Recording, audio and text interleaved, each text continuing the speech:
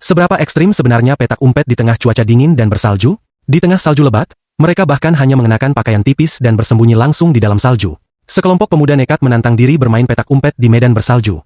Siapa yang bertahan sampai akhir berhak atas hadiah $10.000. Di bawah iming-iming uang besar, selalu ada orang yang berani nekat. Meski salju masih terus turun, Ben tetap bersikeras bersembunyi di dalam tumpukan salju. Dengan bantuan Alex, mereka mulai menggali lubang di gundukan salju. Tak banyak bicara, Ben yang hanya mengenakan pakaian tipis langsung berbaring di dalamnya. Apa dia kebal dingin? Melihat hasil akhirnya saja sudah bikin merinding. Alex mengangkat tabung oksigen lalu tanpa ragu melompat ke kolam renang di sampingnya. Walau airnya belum membeku, suhunya sudah mendekati 0 derajat. Siapa sangka ada orang yang memilih bersembunyi di kolam es seperti ini. Salju makin lama makin deras, dan Ben pun perlahan berubah menjadi manusia salju sungguhan. Pemain ketiga, Ryan, mengikuti saran temannya dan langsung masuk ke tong sauna berukuran besar. Cairan gelap di dalamnya membantunya berkamuflase dengan sempurna. Dibanding dua orang sebelumnya, tempat ini jelas jauh lebih hangat. Pemain keempat adalah Jack, yang dikenal punya bakat alami dalam petak umpet. Memanfaatkan keunggulan itu, ia memilih bersembunyi di balik lemari di belakang pintu ruang cuci. Saat pencari membuka pintu, lemari akan tertutup oleh daun pintu. Ditambah insting alaminya, seharusnya ia bisa lolos. Keempat pemain selesai bersembunyi. Pencari yang sudah kedinginan di luar akhirnya mulai bergerak. Waktu pencarian 1 jam.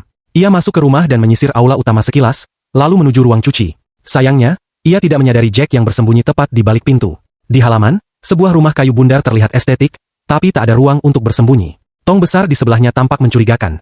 Namun saat dibuka, uap panas mengepul, jelas bukan tempat orang bersembunyi. Ia melirik kolam renang sekilas. Di tempat sedingin ini, mana mungkin ada yang bersembunyi di air? Setelah berputar di luar dan semakin membeku, ia kembali ke dalam rumah. Tanpa disadari, ia kembali ke titik persembunyian Jack. Begitu pintu dibuka, Jack langsung terkejut.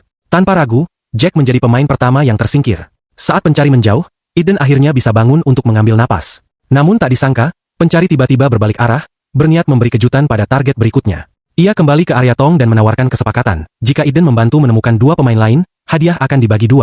Mendengar itu, Eden langsung bergerak. Ia memulai pencarian dari dalam rumah, tapi tak menemukan apa-apa.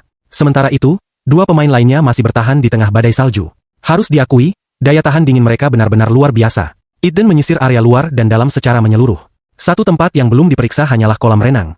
Saat satu persatu atap kaca dibuka, terlihat sebuah tabung oksigen mencurigakan di dalam air. Alex tak punya tempat untuk bersembunyi lagi, akhirnya bisa dibebaskan. Tak jauh dari sana, Ben yang terkubur di salju sudah terlalu kedinginan sampai lengannya keluar dari tumpukan salju. Ia pun dengan mudah terbongkar. Ternyata bersembunyi di salju bukan ide yang bagus, nyaris membeku, dan hadiah pun gagal diraih.